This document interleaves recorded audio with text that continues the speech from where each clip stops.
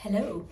You join me in the studio today. I'm making a farewell flower, funeral flower arrangement for a funeral tomorrow. It's a church funeral, but it's Lent, so we can't have loads of flowers.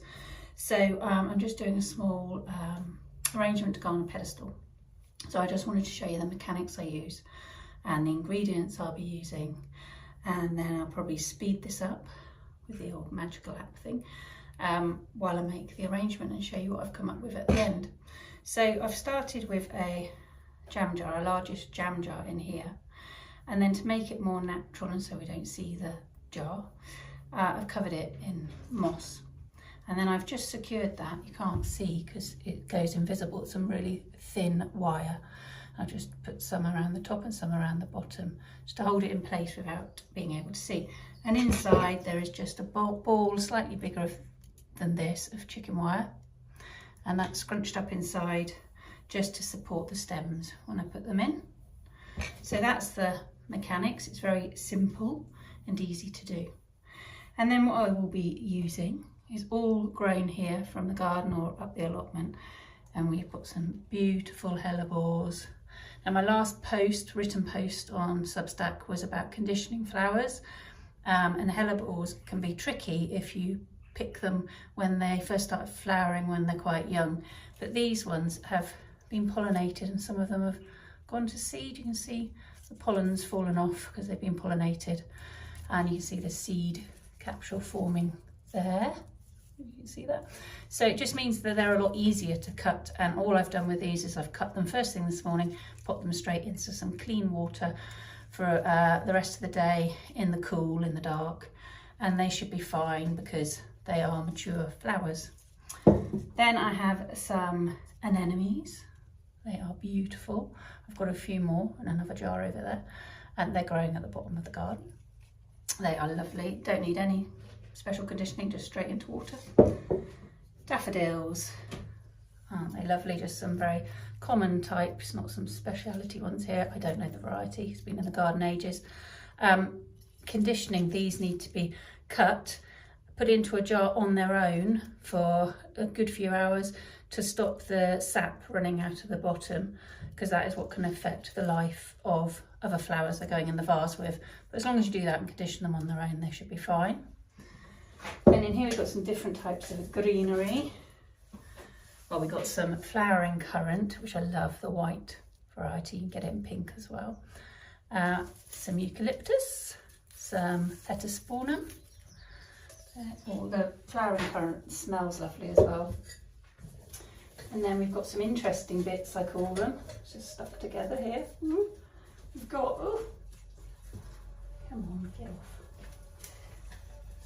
Some contorted hazel, and it's actually from the garden of the lady who's passed away, which I always think is really lovely if you can include something from their garden.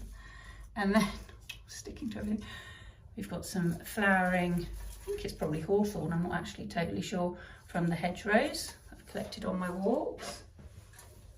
Oops. And here some flowering, a wild cherry, I think, not 100% again, green one and a purpley one. They're really beautiful at this time of year.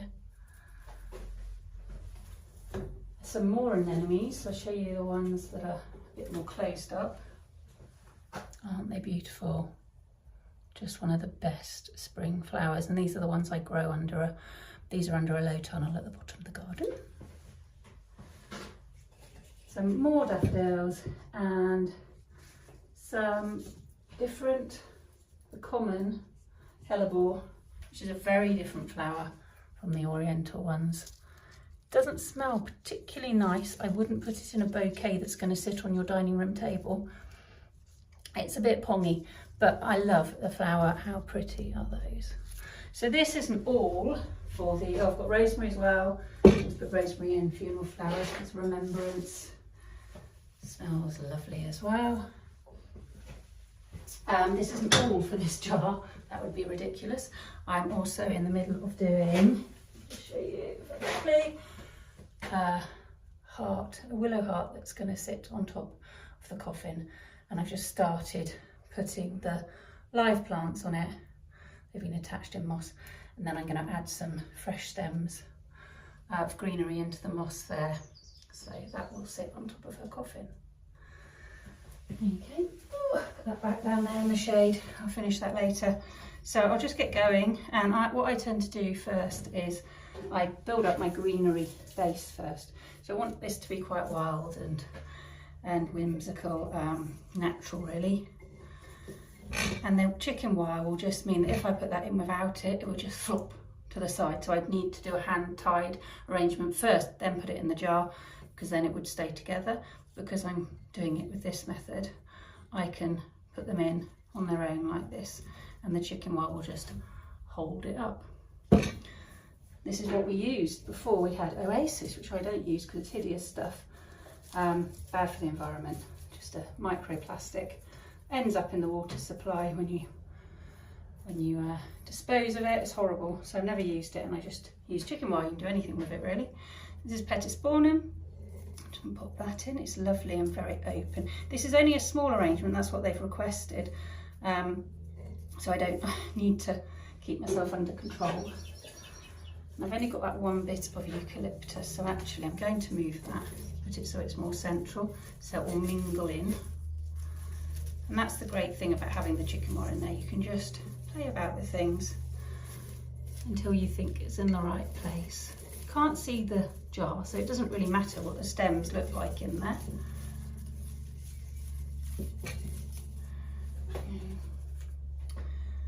And then you can just build up a framework of greenery is the best way to do it. What I'm going to do is speed this video up in a minute, because this will take me a while of fiddling and you'll get bored.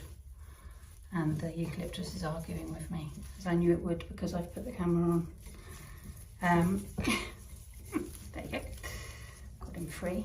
Not happy with where he is, so you can just keep fiddling till you're happy. Get the frame right, get this bit right, and then the rest of it will be easy.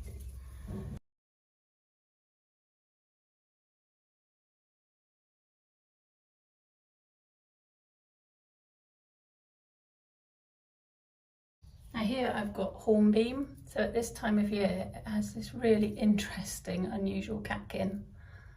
So I like putting things like this in because they just give it a different element that you would struggle to get from a high street florist. A lot of this is growing on the allotment or around here in the hedgerows, and I've just noticed it over the years and how beautiful it is to arrange and stuff.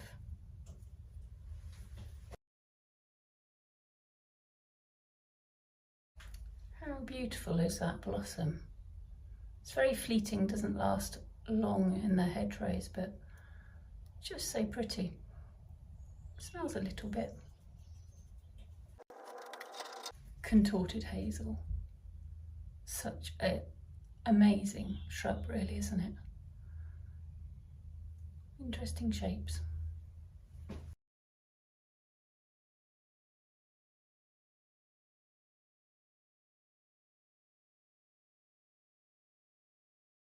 The one thing you can't do with the narcissi once you condition them is I can't recut the stem because the sap might start to flow again.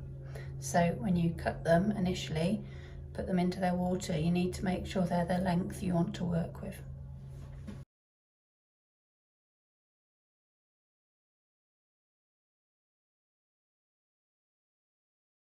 Look at that. Isn't that beautiful? It's to be one of the most perfect flowers with an amazing stem.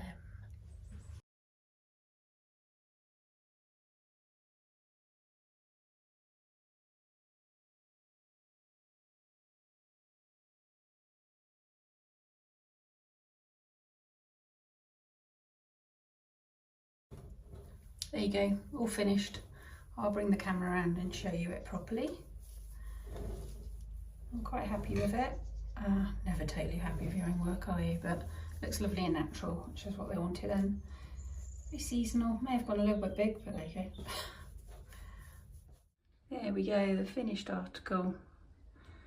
Love the hellebles, they're so beautiful. It's a nice twiggy bits, which makes it look very natural. and you wouldn't even know it's in a jar because the moss hides it nicely. Thank you for watching. Hope you enjoyed it and picked up a few tips and tricks.